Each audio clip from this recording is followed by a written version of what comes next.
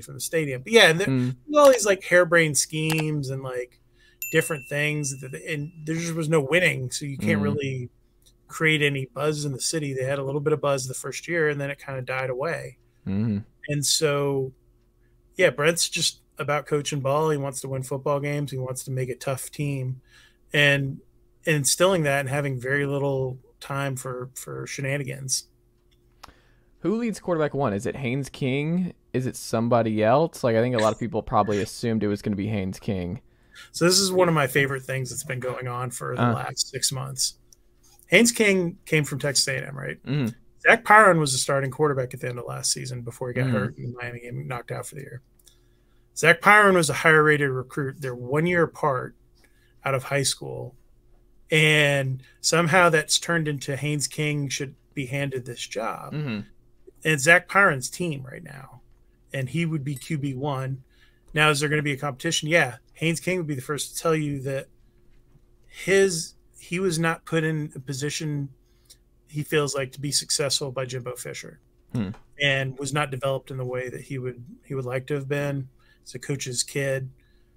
He's got work to do. Like, it is, if Zach Pyron has a little bit of a lead in the clubhouse right now. Now, could that change in fall camp? I guess. I would say that, Pyron showed in his games last year that he was really capable of leading this team. And so they got to beat him out at this point. That's where it's at. And all of the media seem to be really fascinated with this idea that, they got all these guys from Texas A&M and they're going to walk in and start, or the guys from Georgia or Alabama or whatever. That's not really the case. You got to earn it. And so, do I think Dominique Blaylock will start at wide receiver, the kid they got from Georgia? Yeah, probably. But, Chase Lane, maybe from A&M.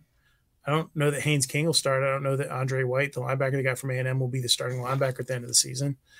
So there's a lot of expectations when you could take transfers, and people automatically assume that A&M was this great program, and they've had talent. But if you kind of look around and dig into it a little bit, like Haynes King really struggled when he was playing quarterback. I watched him play a game against Sam Houston State, who was not very good, and struggled horribly. He was playing against, the whole reason I watched the game was, it was, I think, one of the first games that Jordan Yates, the former Georgia Tech quarterback, was playing. I was home that day, and I decided to watch the game because I wanted to see how Jordan did. And it was like a battle of attrition between the two of them, like, because Jordan was struggling because A&M had a good defense, and Haynes King was struggling because the offense was so bad at A&M. So, I just feel like it's going to be a slow burn to see kind of who wins that job. And, I'm very much against this idea that, like, someone's just going to walk in with Brent Key and have a job. And that's certainly not been the way that quarterbacks coach Chris Winkie, who's also the coach.